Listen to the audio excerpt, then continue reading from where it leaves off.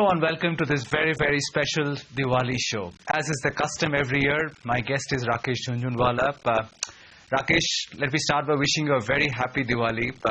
It's been a very momentous year for you in many regards, I hear. You've crossed very important milestones with your own portfolio. And more importantly, you've just taken a very big step of giving away a very large part of your health. And I congratulate you from the bottom of my heart for that gesture. It's a remarkable gesture. But in your own eyes, how would you sum up the year that has gone by between last Diwali and this one? Are you happy with how it's turned out? Or would you have expected more? Well, first let me start by wishing you and all the viewers and all Indians a very happy Diwali and a prosperous new year. And I would like to clarify, Udayan, that I have not given away anything. At the moment, I do 25 crores of charity every year. I have pledged that when I turn 60 on July 5th, 2020, I will give away 25% of my portfolio of 5,000 crores, whichever is less. So it's a pledge, and I hope God gives me the strength to fulfill it. I think as far as the year goes by, I think it's a very, financially it's been a good year, nothing to complain of. And also it's been personally, I had to have a prolonged period of bed rest and have reflected on life. And I think I've matured far more as a person in the last 1 year than I've had in many years. I think I'm trying to find new purpose in life.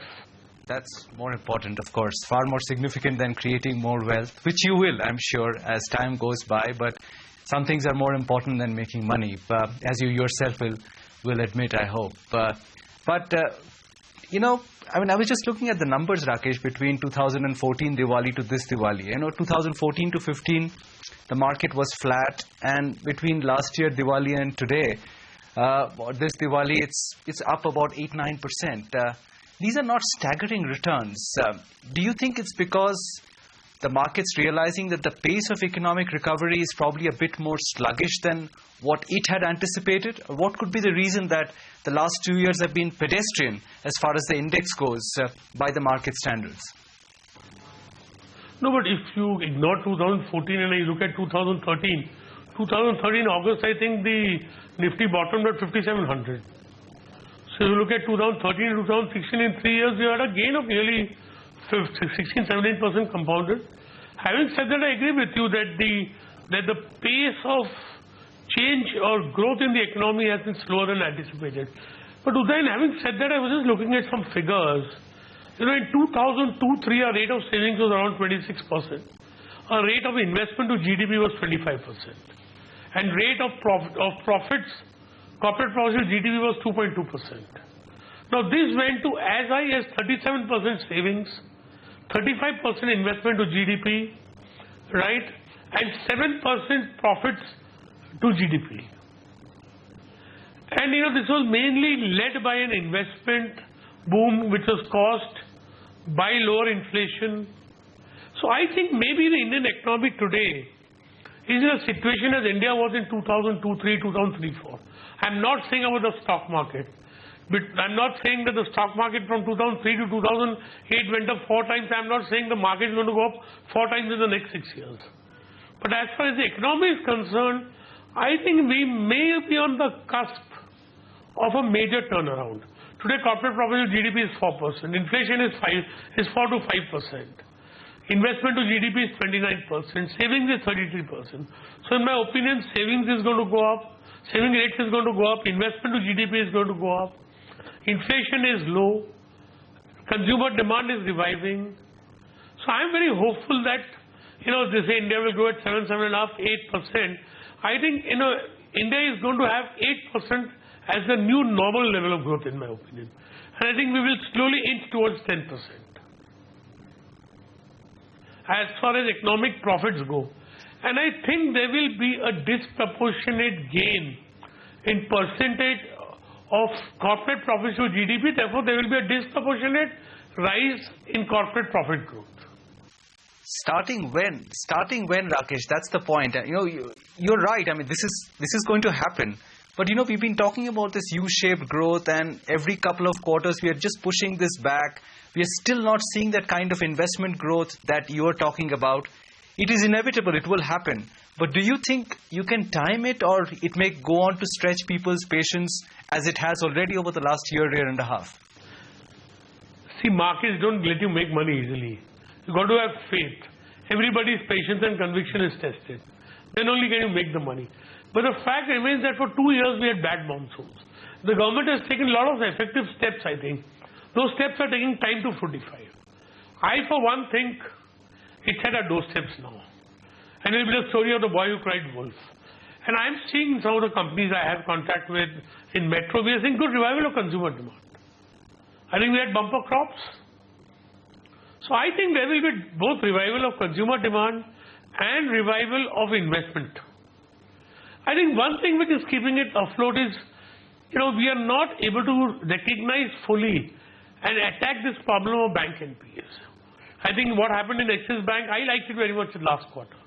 Because at least now all this is coming to an head, and once it comes to a head, it will be addressed. You think it is all out in the open? Because one would have thought 2-3 quarters back, when the bad news really started coming out from ICICI Bank and some of these banks, that we had seen the worst. But every quarter seems to surprise us that there is more in the closet in terms of skeletons. Do you worry that there could even be more than what we've seen already? Because this kitchen sinking is not coming to an end from the corporate banks. No, but I think I had the opinion last year also that it's not. But now more is known and less is not known. Let me put it that way. Last year, more was not known and less was known. And I think even the government what is the way out? The problem is they just don't resolve. I don't know why they don't resolve Kingfisher. At least if he's giving 5,000, 6,000 crores, take that at least. So I think we have to resolve the process at a speedier level. And I think we will inevitably have to do it. There is no alternative to it. We'll come back and talk about all these sectors like banking, but clearly the big corporate story, Rakesh, of the last 1 year, and it's come just before Diwali, is what's happened with the Tata Group. I know that you've been a shareholder in stocks like Tata Motors and Titan and Rallis. What was your reaction when you read and heard what had just erupted from Bombay House? Well, see, rather than talking of this incident itself, let us look at what are we dealing with. The House of Tatas was formed in 1868. It's 148 years. There's only one stock in the Dow which has survived for a century. They faced 2 world wars. They built India's first steel plant, India's first power plant, India's first 5-star hotel, India's first airline, India's first commercial vehicle, India's first software company, India's first large-scale jewelry company, India's most profitable watch company. This is the House of Tatas. It is ultimately owned by charity, right? So do you think that the way people are reacting, that an incident like this can permanently damage the House of Tatas? A house which has survived 2 world wars, which is India's largest industrial house, which is owned by charity, where the primary motive is not personal wealth creation, but wealth creation for society. So for one, I am not worried at all. We don't know the reasons, but there have to be cognizant reasons why they have done what they have done. And I, for one, know that I respect some of the independent directors of Tata Sons, and I respect them deeply, and they would not have agreed to this course of action unless and until it was justified. So I think all these companies' controversy will die down. A lot of observers have been stunned by this suggestion that maybe these directors that you speak of, they were actually towing the Ratan Tata line and they were not independent as the market thought or corporate circles thought they were. Do you buy that argument? Amit Chandra, who's an independent director, he gives 80% of his income to charity. That man is not concerned with any post, any position, and he doesn't care for any Ratan Tata.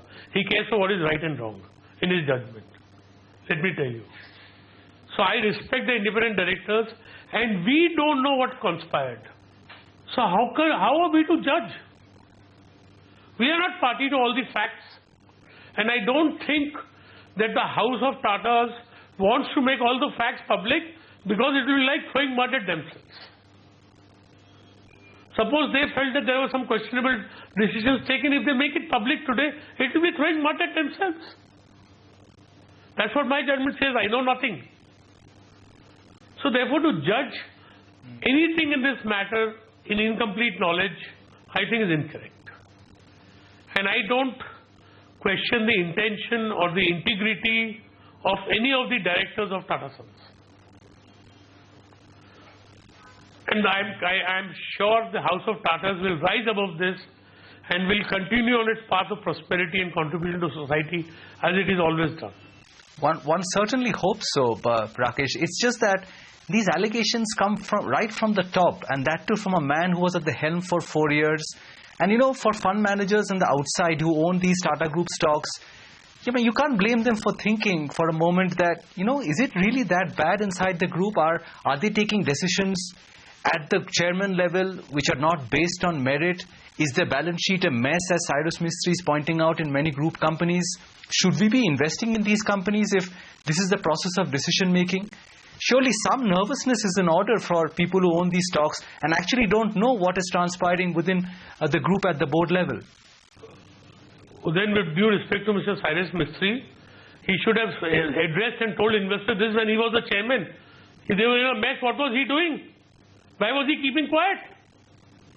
If he thought the nano project should have been closed, he was the chairman of Tata Motors. He should have closed it. Whose permission did he need legally? So I don't think that, and in any group, if anybody is going to take 10 decisions, 1 or 2, 3 decisions are going to be wrong. If Tata Steel bought Coros, Telco bought JLR. So I don't question the integrity of any of the decisions which were taken. And I don't feel, as an investor, I am not nervous at all. I think the House of Tatas, the ethos, the trust, the tradition, it will rise above all these petty squibbling. Well, that's a fair point, that you say that these decisions were taken in good faith and some of them were right and some of them were wrong, and that's part of any business process or any business cycle. That point I take. But what I want to ask you, Rakesh, is as a shareholder, do you feel anguished or angry in any sense at what has come out of Bombay House, and will you contemplate any course of action, which can be twin, is to either vote with your feet with any of the holdings that you have, or to actually seek some kind of legal remedy because of the way things have turned out with the erstwhile chairman? Are you contemplating any action? Yeah, let me clarify one thing, I don't litigate in life. And if anything, if the stocks go down because of the squabble, I will look at buying, not selling. I may or may not, but I will look at buying. I don't see there is any reason. There could be other reasons for the stocks to go up or down. But I don't think that Mr. Cyrus Mistry has been removed. That is why the stock should go up or down. Time for a break now. When we return, we'll continue our conversation with Rakesh Jhunjhunwala in this Diwali special. Don't go away.